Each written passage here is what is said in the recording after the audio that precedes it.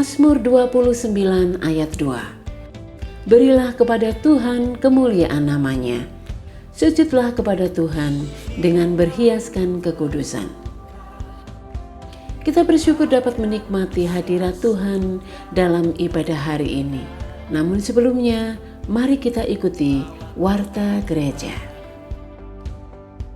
Bapak Ibu Saudara dimohon tetap setia mengikuti renungan pagi dan informasi melalui WA grup video ibadah, serta mengikuti pesan pastoral setiap Kamis mulai pukul 12 siang. Doa pagi diadakan secara virtual setiap Selasa sampai dengan Sabtu pukul 5 sampai pukul 6 pagi. Doa malam setiap pukul 7 malam di rumah masing-masing. Keluarga almarhumah Saudari Endah Yuliati dan keluarga almarhumah Ibu Susilowati mengucapkan terima kasih untuk doa, pelayanan, dan perhatian dari Bapak Ibu Gembala serta segenap hamba Tuhan ketika almarhumah dipanggil Bapa di sorga. Minggu 5 September 2021, jemaat dapat kembali beribadah di rumah Tuhan dengan tetap mengikuti aturan protokol kesehatan. Ibadah pertama pukul 7 pagi, ibadah kedua pukul 9 pagi. Bagi Bapak Ibu Saudara yang datang, harap memakai double masker, serta mengikuti panduan dari tim Asher untuk menempati tempat duduk yang ditetapkan. Bagi yang kurang sehat, sedang batuk, pilek, atau flu, mohon tetap beribadah di rumah secara online. Ibadah minggu depan disertai perjamuan kudus. Mari mempersiapkan diri, mengingat kembali kasih Tuhan Yesus Kristus yang rela mengorbankan tubuh dan darahnya untuk menyelamatkan kita. Jemaat yang beribadah secara online, hosti dan air anggur dapat diambil di Karmel pada hari Selasa sampai dengan Sabtu pukul 9 sampai pukul 4 sore. Bapak Ibu Saudara, kini tiba waktunya kita beribadah. Meskipun dari rumah, namun mari kita mengikuti dengan sikap hati yang tertuju pada Allah. Mazmur 30 ayat 4. Nyanyikanlah mazmur bagi Tuhan, hai orang-orang yang dikasihinya, dan persembahkanlah syukur kepada namanya yang kudus. Selamat beribadah, Tuhan Yesus memberkati. Shalom jemaat yang dikasihi Tuhan, kita boleh kembali beribadah pada hari ini, semua berkat kemurahan-Nya. Mari kita siapkan yang terbaik diri kita, hati kita, pikiran kita untuk tujuan satu, yaitu menyenangkan hati Tuhan dan memuliakan Dia. Mari kita bersatu teduh, kita menyembah Tuhan, memasuki ibadah pada hari ini. Kami bersyukur Tuhan, kami tinggikan Engkau. Terima kasih buat kebaikan-Mu. Terima kasih buat pertolongan-Mu. Haleluya.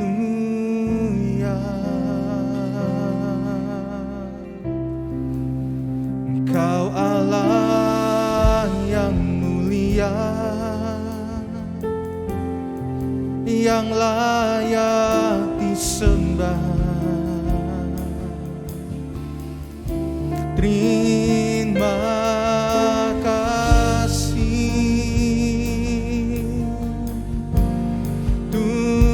Tuhan yang dahsyat. Haleluya.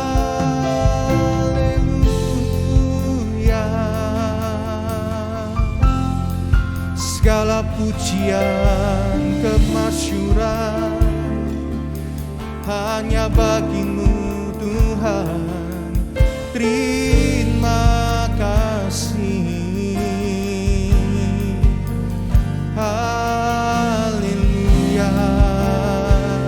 Mari tinggikan Dia. Katakan Hosana, Hosana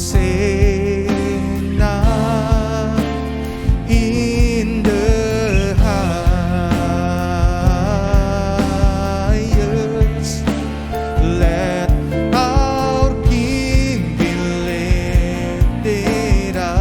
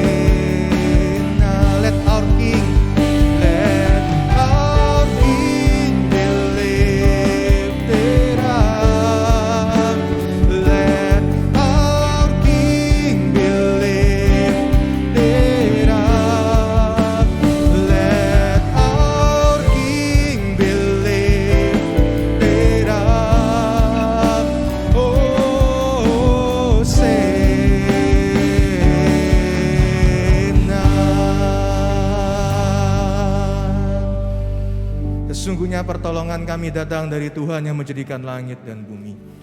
Allah yang setia, yang tidak pernah berkesudahan kemurahan dan kebaikan membaik kami, berkenan memberkati ibadah kami di sepanjang hari ini ya Tuhan. Meskipun secara online, kami tahu Tuhan Engkau akan melawat setiap umat-Mu di rumah kami masing-masing. Kehadiran Roh Kudus memberkati kami. Terpujilah Engkau. Di dalam nama Tuhan kami Yesus Kristus kami berdoa, kami bersyukur. Haleluya. Amin. Mari bersorak-sorai dan meninggikan nama Tuhan di atas segalanya. Nyanyi bagi Dia.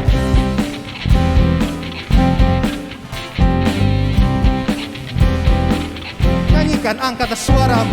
Angkatlah suaramu, puji dan serukan nama Yesus. Tanggalkan bebanmu, tak perlu kau khawatir, sebab Dia sanggup. Gerakkan kakimu, menarilah dan bertepuk tangan, bersukacitalah. Tak perlu kau khawatir, sebab Dia sanggup. Sekarang nyanyikan kebesarannya, Dia kuat dan penuh kuasa. Bersorak-sorai karena kasih-Nya telah datang melawat kita. Nyanyi bagi Dia. Mari angkat pujian dengan segenap hati. Katakan, angkatlah suaramu. Angkatlah suaramu, puji dan serukan nama Yesus. Tanggalkan bebanmu, tak perlu khawatir, sebab Dia sanggup. Gerakkan kakimu, menarilah dan bertepuk tangan, bersukacitalah. Tak perlu khawatir, sebab Dia sanggup. Sekarang nyanyikan kebesarannya, Dia kuat dan penuh kuasa. Bersorak-sorai karena kasih-Nya telah datang melawat kita. Sekarang nyanyikan kebesarannya,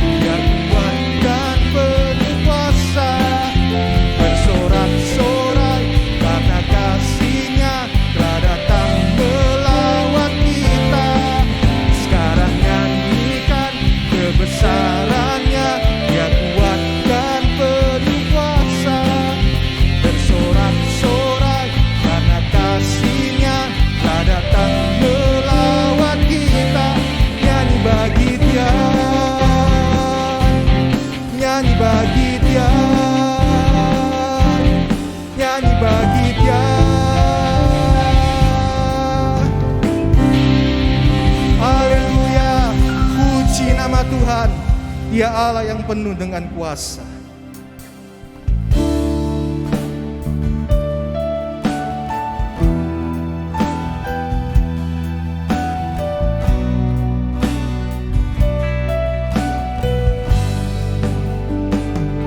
Seperti rusa yang haus, rindu aliran sungaimu.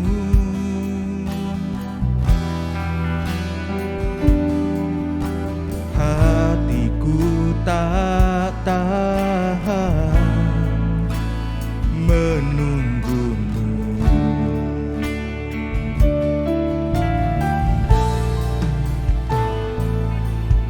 Bagai tanda gersang menanti datangnya hujan.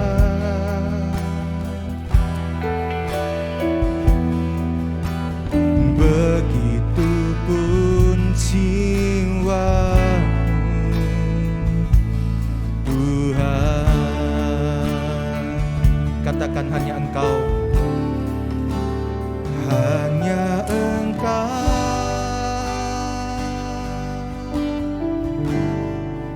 pribadi yang mengenal hatiku. Tiada yang tersembunyi bagimu. Suruh isi hatiku, Kau tahu, dan bawaku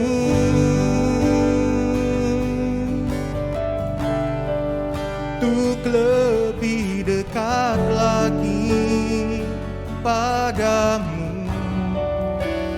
Tinggal dalam indahnya dekapan kasih-Mu.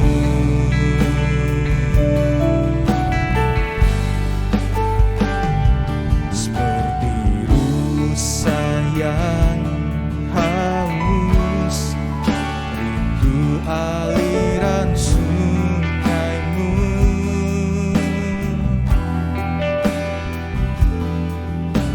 Hatiku tak tahan menunggumu.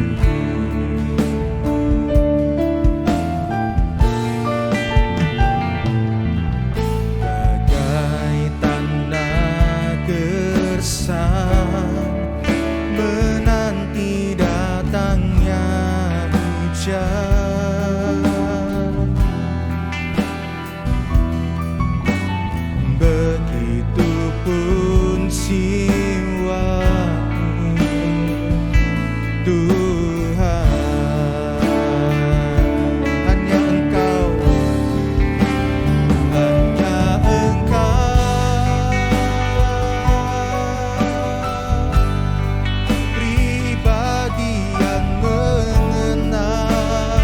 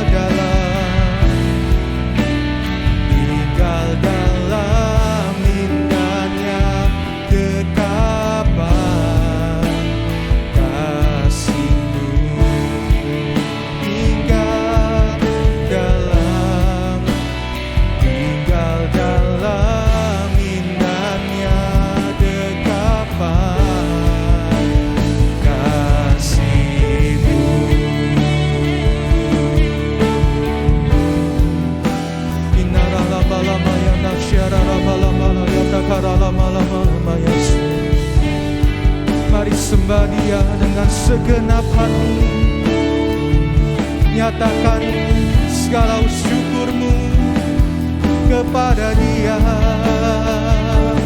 Haleluya,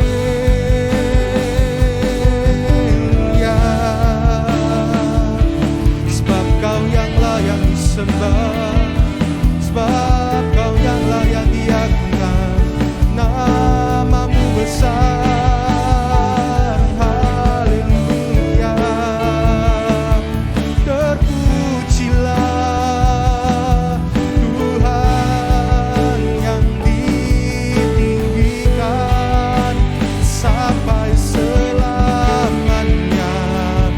Oh lama-lama ya nahara lama-lama ya nahara lama ya se ira lama-lama ya nahara lama ya se.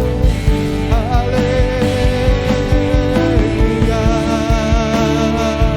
Yesus Tuhan, Kau besar. Dengan segenap hati kata hanya Engkau, hanya Engkau, pribadi yang mengenal hatiku. Tiada yang tersembunyi bagimu, seluruh isi hati ini Kau tahu dan bawaku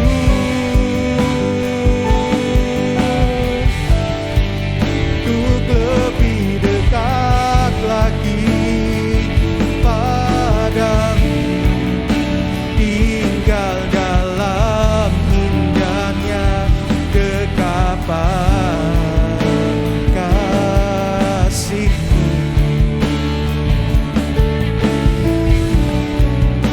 Tinggal dalam indahnya dekapan kasih-Mu. Tinggal dalam indahnya, tinggal dalam indahnya dekapan kasih-Mu.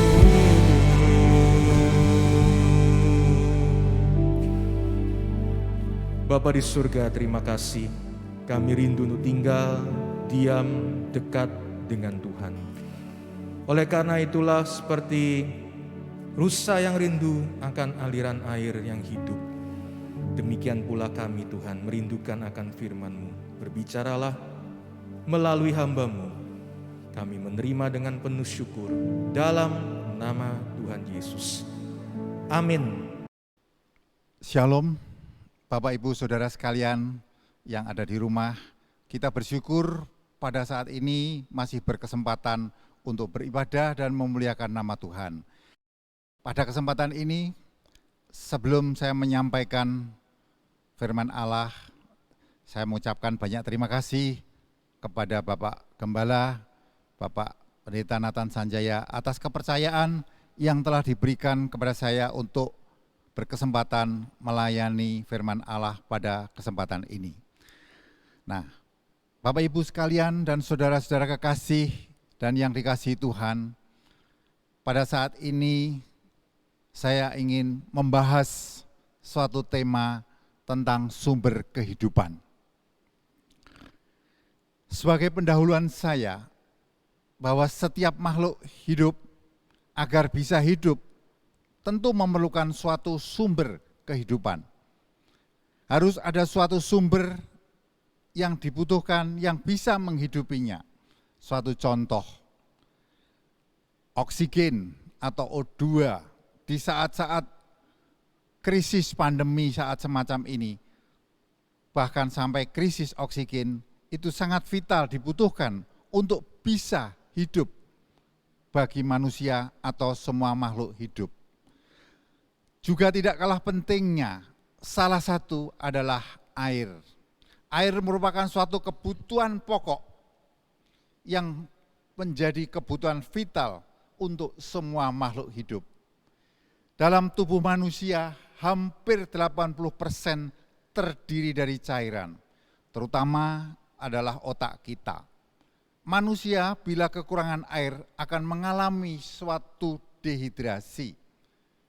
Misalnya saat mengalami diare yang berkelanjutan, bila dehidrasi ini berkepanjangan tanpa ada suatu suplai atau masukan cairan ke dalam tubuh manusia itu akan mengalami krisis, yaitu kematian sel-sel tubuhnya yang akhirnya bisa menyebabkan kematian bagi orang tersebut.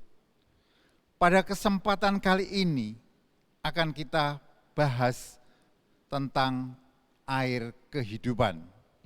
Air yang merupakan salah satu sumber kehidupan manusia untuk bertahan hidup di dunia ini. Meskipun kita juga sepakat setelah kita meninggal masih ada suatu kehidupan yang lain, yaitu kehidupan kekal di kemudian hari.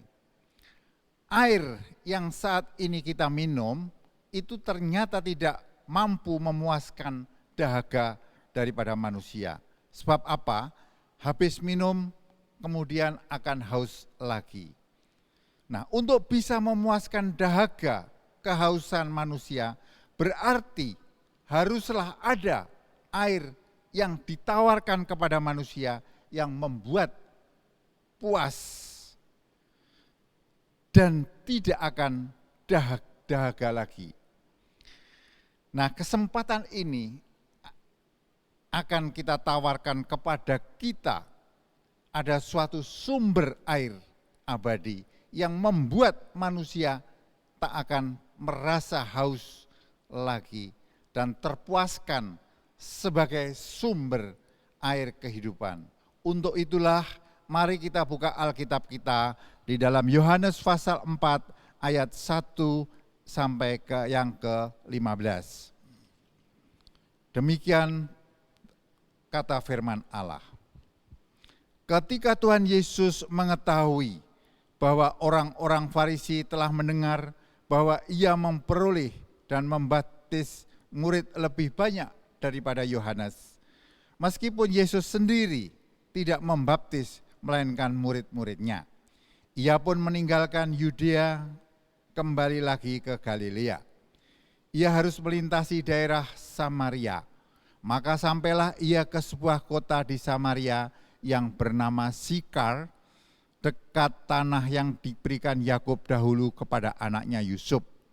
Di situ terdapat sumur Yakub.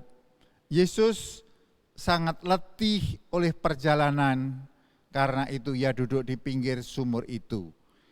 Hari kira-kira pukul 12, maka datanglah seorang perempuan Samaria hendak menimba air. Kata Yesus kepadanya, "Berilah aku minum." Sebab murid-muridnya telah pergi ke kota membeli makanan.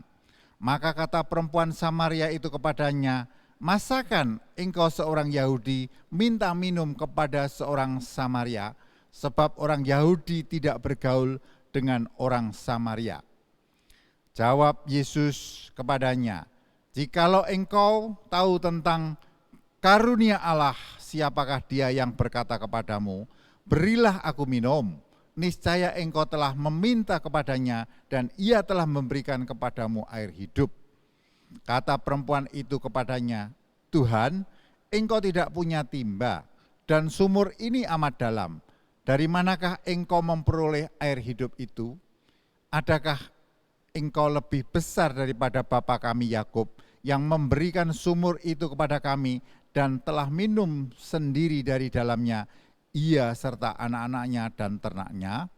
Jawab Yesus kepadanya, "Barang siapa meminum air ini, ia akan haus lagi. Tetapi barang siapa minum air yang akan kuberikan kepadanya, ia tidak akan haus untuk selama-lamanya. Sebaliknya air yang akan kuberikan kepadanya akan menjadi mata air di dalam dirinya yang terus-menerus memancar sampai hidup yang kekal."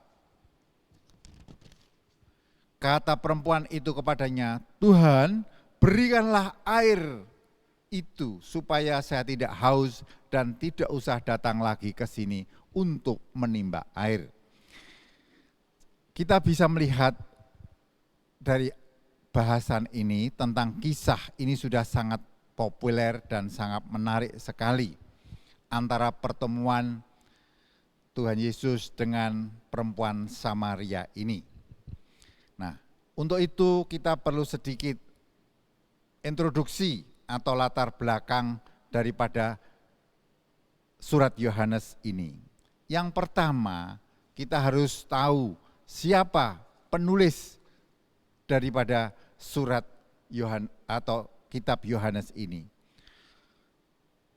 Penulisnya adalah Yohanes anak Zebedeus. Ini termasuk ke-12 murid Yesus Kristus. Ibunya bernama Salome, saudara dari Rasul Yakobus. Ini merupakan murid Tuhan Yesus yang sangat dikasihi. Penulis ini sangat memahami tentang situasi, kondisi atau adat istiadat bangsa Yahudi maupun bangsa Samaria, sehingga mampu mencatat semua peristiwa apa yang dilakukan dan apa yang dilaksanakan perjalanan Tuhan Yesus ini. Ini perlu diketahui situasinya pada saat itu. Situasi pada saat itu bangsa Yahudi itu sangat bermusuhan terhadap bangsa Samaria. Tidak mengadakan tegur sapa. Sejak perjanjian lama pun sudah sangat bermusuhan. Ada beberapa penyebab tentunya. Bangsa Yahudi mempunyai anggapan orang Samaria itu bukan orang Yahudi tulen atau murni, tetapi sudah bercampur, perkawinan campur dengan bangsa kafir. Juga sebaliknya, bangsa Samaria juga menganggap diri mereka adalah paling baik dan paling murni dan paling benar. Dia juga penganut hukum Musa. Sebetulnya sama-sama penganut hukum Musa. Adapun budayanya, tata cara ibadatnya, ini juga berbeda. Orang Yahudi itu berpusat di bait suci di Yerusalem. Sedangkan orang Samaria beribadat secara terbuka di Gunung Gerizim. Samaritan penganut Yudaisme, di sana ada Islam, menganggap bangsa yang paling benar dan paling murni dibanding bangsa Yahudi. Sedangkan orang Yahudi juga menganggap hanya bangsanya lah yang murni. Yahudi tidak percampuran darah dengan bangsa setempat. Hal ini mengakibatkan permusuhan yang terus-menerus dari generasi dan generasi berikutnya. Nah, Bapak Ibu yang dikasihi Tuhan, apa pesan teks pada kesempatan ini? Pada ayat 1-4 sudah kita baca tadi, Tuhan Yesus telah mengetahui orang Farisi itu sangat membenci Tuhan Yesus dan penuh iri hati. Nah, daripada timbul konflik berkepanjangan, Tuhan Yesus lebih baik menghindar dan pergi ke Galilea, meninggalkan Yudea. Kebencian ini karena Tuhan Yesus pengikutnya semakin banyak dan punya pengaruh yang lebih besar. Semakin membencilah orang-orang Farisi itu, dianggap suatu pesaing yang luar biasa. Selanjutnya dalam perjalanannya tidak bisa tidak harus melewati suatu alur, yaitu Samaria. Secara geografis Tuhan Yesus memilih jalan lewat Samaria untuk menuju Galilea. Ini adalah satu, lebih singkat, lebih cepat, tentu lebih efisien. Jarak tempuhnya sangat cepat, tetapi yang jadi persoalan bagi umat Yahudi pada saat itu, lewat Samaria itu kalau bisa harus dihindari. Apa? Ini adalah larangan etnis, merupakan pelanggaran bagi orang Yahudi apabila melalui jalur Samaria. Tetapi Tuhan Yesus melewati di situ.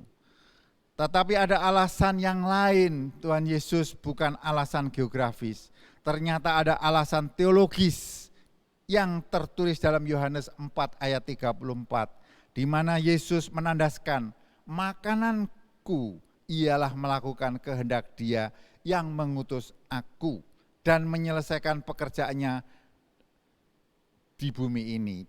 Dalam rangka itulah Yesus harus melewati kota Samaria. Ini adalah penyebab kenapa Yesus meninggalkan Yudea untuk menuju ke Galilea. Nah, setelah sampai ke sebuah kota di Samaria bernama Sikar tadi, di situ ada sumur. Di situ terdapat sumur Yakub. Yesus sangat letih. Tentu Yesus adalah manusia sejati dan Allah sejati. Juga merasakan kelelahan sebagai manusianya. Dia perlu beristirahat dalam perjalanan yang cukup jauh. Pada ayat 5 dan 6, Tuhan Yesus sampai di kota Samaria yang disebut Sikar, dekat tanah yang diberikan Yakub kepada anaknya Yusuf. Di situ ada sumur Yakub. Kemudian Yesus duduk di pinggir sumur itu. Terjadi kira-kira jam 12. Nah, jam 12 ini kalau kita gali adalah jam 12 waktu Romawi, berarti jam 12 siang. Ya.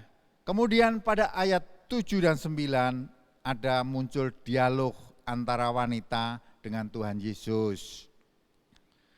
Nah, dialog yang terjadi ini adalah suatu peristiwa yang mengherankan bagi orang Samaria. Sebab orang Yahudi kok tegur sapa dengan orang Samaria. Nah, Bapak Ibu yang dikasihi Tuhan, ini perlu diketahui siapa wanita tersebut. Dari ayat-ayat yang di bawahnya kalau kita mau gali lebih dalam, wanita Samaria ini Tuhan Yesus mengetahui, dia katakan, mana suamimu? Wanita ini menjawab, aku tidak punya suami. Tuhan Yesus juga menjawab, ya betul katamu, engkau tidak bersuami, engkau telah mempunyai 4 laki-laki, dan yang sekarang pun bukan suamimu. Kepribadian wanita tersebut tak bersuami. Dia mengalami suatu peristiwa kegagalan pernikahan 5 kali. Suami sekarang pun adalah suami kumpul kebo. Ini merupakan suatu krisis kejiwaan. Ada suatu kekosongan, kehausan jiwanya. Dampak dari itu dia dijauhi oleh masyarakat. Dia merasa minder, rendah diri, karena dia dibenci kaum wanita yang lain pada saat itu. Mengapa harus mengambil air jam 12 siang? Ini salah satu bentuk untuk menghindari olok-olokan wanita lain yang sama-sama mengambil air. Demikian Bapak Ibu keberadaan daripada wanita ini. Kemudian kita lanjutkan teks ayat yang ke-9 Bapak Ibu. Dikatakan di sana, maka kata perempuan Samaria itu kepadanya, masakan engkau seorang Yahudi minta minum kepada seorang Samaria, sebab orang Yahudi tidak bergaul dengan orang Samaria. Ini tadi sudah saya uraikan di depan, sudah sangat jelas sekali. Wanita ini tahu bahwa antara Yahudi dan Samaria itu merupakan suatu konflik bebuyutan antara kedua etnis tersebut. Justru disinilah kehadiran dan pertemuan antara Tuhan Yesus dan perempuan Samaria ini merupakan suatu rekonsiliasi, adanya suatu perdamaian antara dua etnis yang saling bermusuhan. Justru perjumpaan secara pribadi antara Tuhan Yesus dengan perempuan Samaria ini terjadi suatu reformasi atau pembaharuan, ada suatu lembaran baru antara dua budaya yang berbeda. Kabar baiknya pertemuan itu sangat berdampak sekali terhadap etnis Samaria. Perjumpaan dengan Yesus secara pribadi ternyata membuat perdamaian di antara kedua etnis tersebut. Sebetulnya kalau kita paham, ini adalah merupakan misi atau hati Allah dengan mengadakan perdamaian antara manusia yang berdosa, yang harusnya binasa dan menerima hukuman. Dengan perjumpaan dengan Yesus secara pribadi, Tuhan Yesus mampu menyelesaikan persoalan-persoalan pribadi kita yang seharusnya menerima hukuman kekal. Perjumpaan secara pribadi dengan Tuhan Yesus pun akan berdampak terhadap diri kita. Bagaimana kita menikmati perdamaian abadi mulai saat ini di bumi itu. Kita dengan Allah maupun kita dengan sesama manusia itu hidup dalam perdamaian. Bapak Ibu yang dikasihi Tuhan, wanita ini mengalami krisis moral yang sangat jelas. Dia merasa hina, tersisih, mendapat sanksi dari masyarakat. Butuh suatu pertolongan di dalam hidupnya, karena jelas tidak nyaman dan tidak bisa hidup dengan damai sejahtera. Pada akhirnya, setelah perjumpaannya dengan Yesus secara pribadi, wanita ini merasa masih punya harga diri, masih punya nilai sebagai manusia, karena Tuhan Yesus memulihkannya. Bisa berdamai dengan orang lain, bisa berdamai dengan dirinya sendiri, akhirnya menemukan perdamaian yang sejati. Kalau kita gali lagi ayat yang 10 sampai ke 13, ayat 10 jelas, pengenalan akan karunia Allah dikatakan di sana. Pengenalan siapa Yesus itu yang memberi air minum adalah Tuhan Yesus. Ini memberi kesempatan membuka hati buat Tuhan Yesus. Wanita ini membuka hati buat Tuhan Yesus untuk memberi air minum. Kemudian Tuhan Yesus memberikan air hidup. Ini jelas sekali. Jawab Yesus kepadanya, jikalau engkau tahu tentang karunia Allah dan siapakah dia yang berkata kepadamu, berilah aku minum, niscaya engkau telah meminta kepadanya dan ia telah memberikan kepadamu air hidup. Jadi air hidup ini bersumber daripada Yesus Kristus. Dengan perjumpaan secara pribadi, kemudian wanita ini memberikan suatu tanggapan yang positif. Akhirnya kasih karunia Allah diberikan kepada wanita ini. Ayat 11 sampai 12 ini merupakan satu jawaban respon manusiawi. Pola pikir wanita ini masih pola pikir air sumur, air duniawi ya. Pola pikir lama secara alamiah dan naluri manusia yang logis sekali, logis. Tuhan Yesus tidak membawa timba, sumurnya sangat dalam. Nah, pola pikirnya masih semacam itu sangat logis. Tapi pada klimaknya jawaban Tuhan Yesus bahwa bila kamu minum air dari sumur ini, kamu akan tetap haus lagi. Segala sesuatu yang ditawarkan dunia, segala sesuatu yang ditawarkan pada manusia masih membuat haus dan tidak bisa memuaskan. Karena apa? Apa yang ditawarkan dunia ini tidak mampu memberikan kepuasan yang sejati. Banyak contohnya. Manusia dengan keinginannya akan selalu merasa kurang dan tidak puas. Kalau mereka sudah mencapai sukses, dia ingin lebih lagi. Mereka sudah mencapai kekayaan yang cukup, masih kurang lagi. Artinya apa? Pada hakikatnya manusia selalu mengejar ketidakpuasan. Karena apa? Memang di dunia ini menawarkan segala sesuatu yang tidak mampu memberikan kepuasan. Bapak Ibu yang dikasihi Tuhan, disinilah ketidakpuasan itu membuat manusia itu sendiri kurang bisa merasa aman dan damai sejahtera. Karena apa yang diinginkan antara yang diperbuat dan pencapaian seringkali tidak sesuai dengan harapan. Ini juga membuat kecewa bagi orang tersebut. Karena apa? Itulah yang keberadaannya. Yesus datang bertemu dengan wanita ini untuk memberikan suatu air yang bisa memuaskan dan tidak akan merasa haus lagi. Bapak Ibu yang dikasihi Tuhan, ketidakpuasan itu membuat manusia sendiri kurang bisa merasa aman dan damai sejahtera. Disinilah Tuhan Yesus memberikan sumber air kehidupan di bumi ini. Kalau kita melihat di dalam Yohanes 7 ayat 37 sampai 38. Tuhan Yesus berkata, dan pada hari terakhir, yaitu puncak perayaan itu, Yesus berdiri dan berseru, barang siapa haus, baiklah ia datang kepadaku dan minum.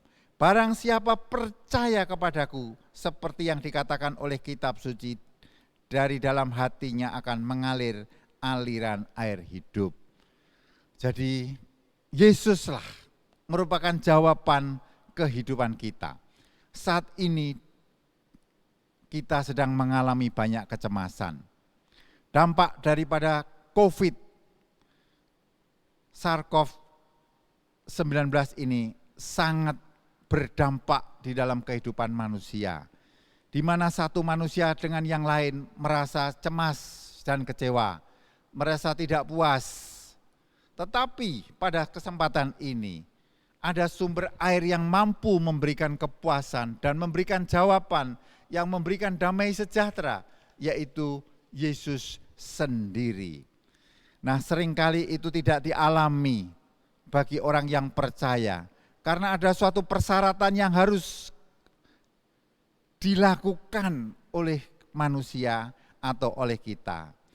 Yaitu yang pertama, kita harus menyadari diri kita haus.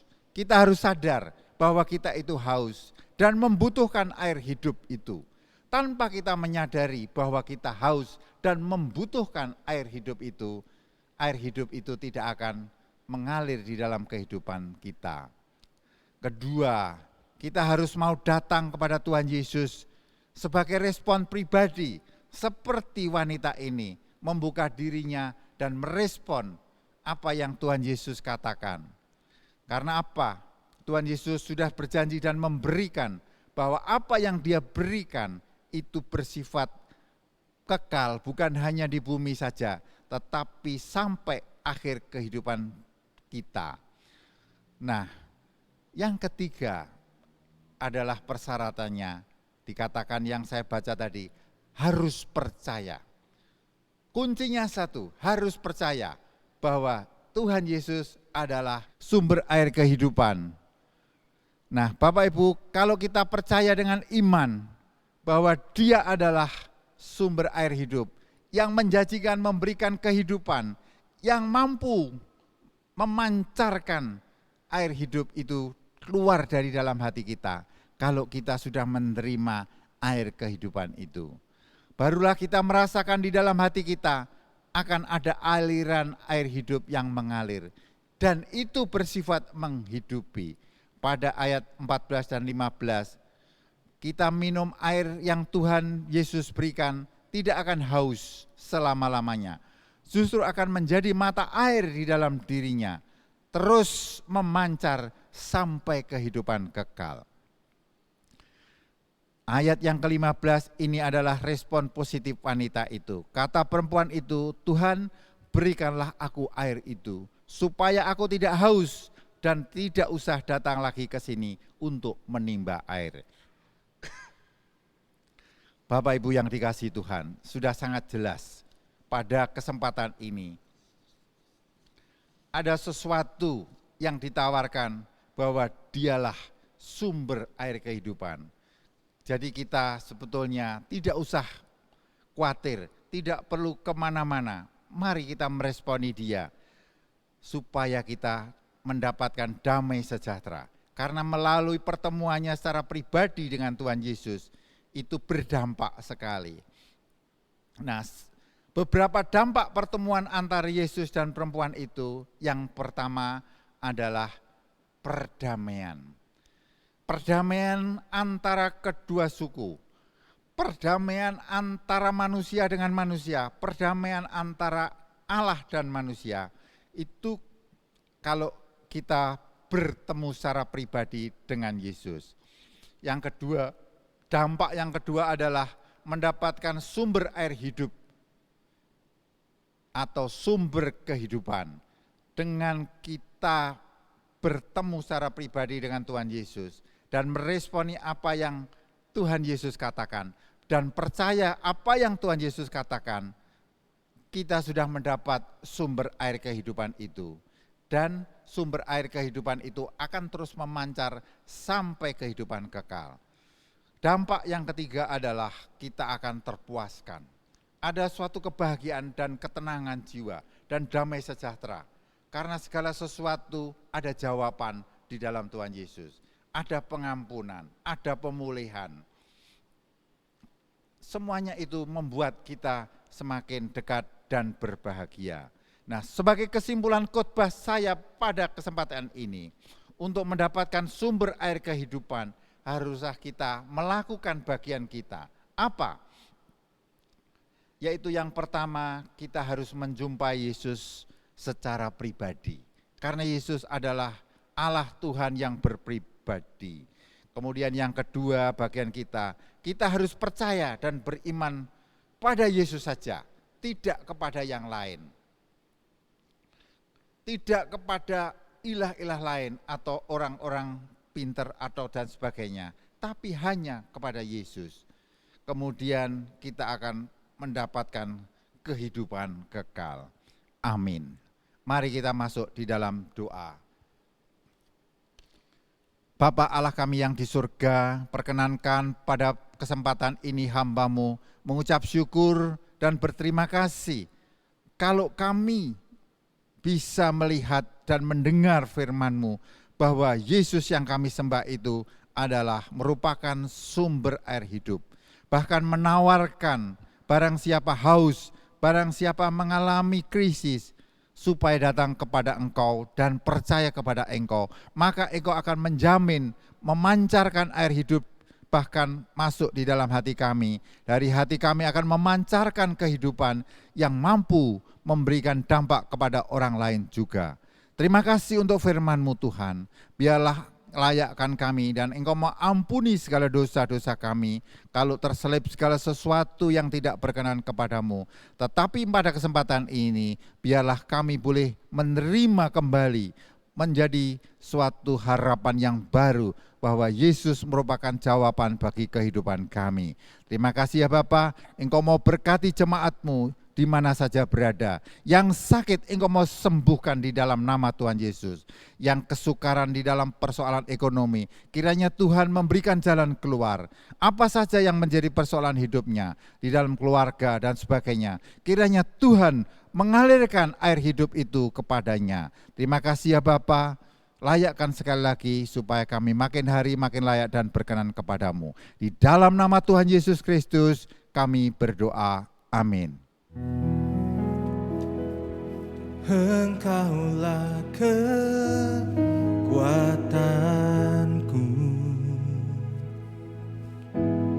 tempat perlindunganku, saat badai menerpa, aku tak akan goyah, aku tak akan goyah, sebab Kau sertaku.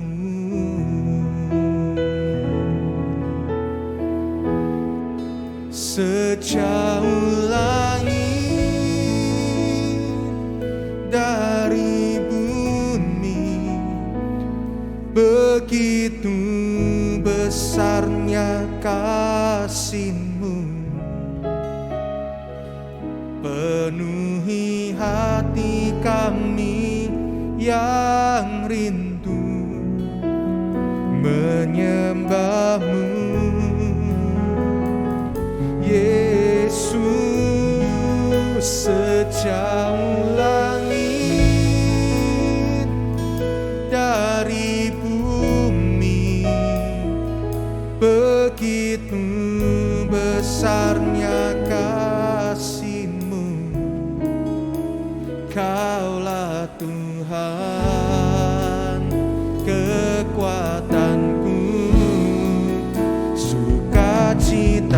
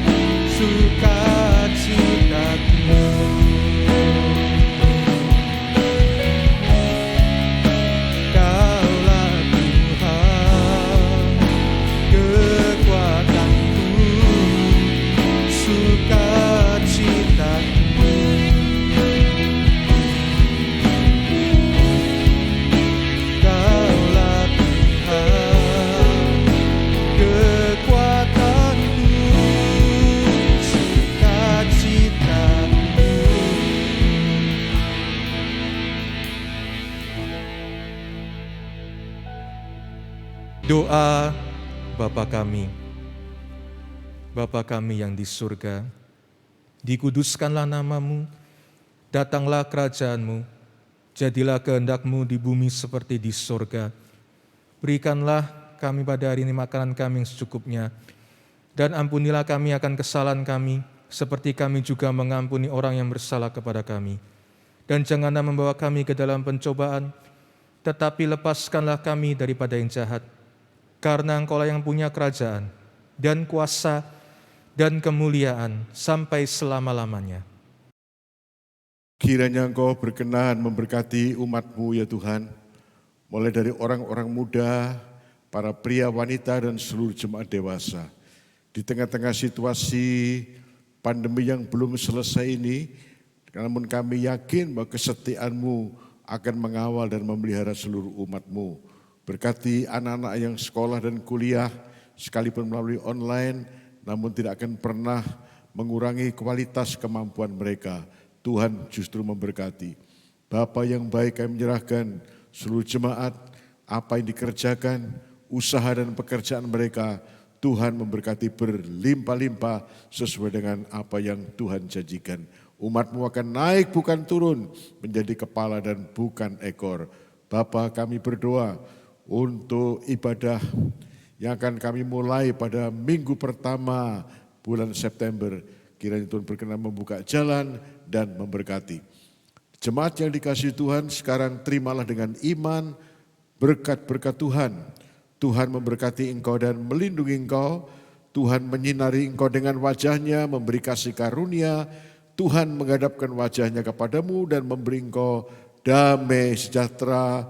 Dan kiranya berkat dari Allah Bapa, kasih sayang Tuhan Yesus Kristus, dan persekutuan di dalam Roh Kudus menyertai seluruh umat-Mu hari ini sampai Maranatha Tuhan Yesus datang kembali.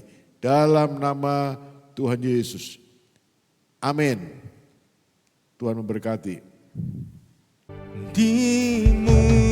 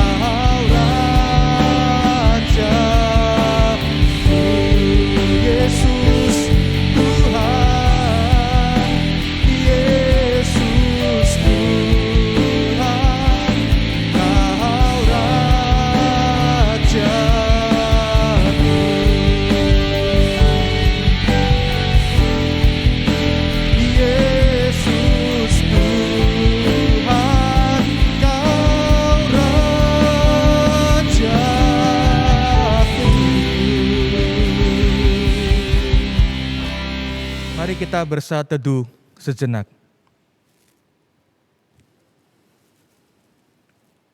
Amin. Selamat hari Minggu, Tuhan Yesus memberkati.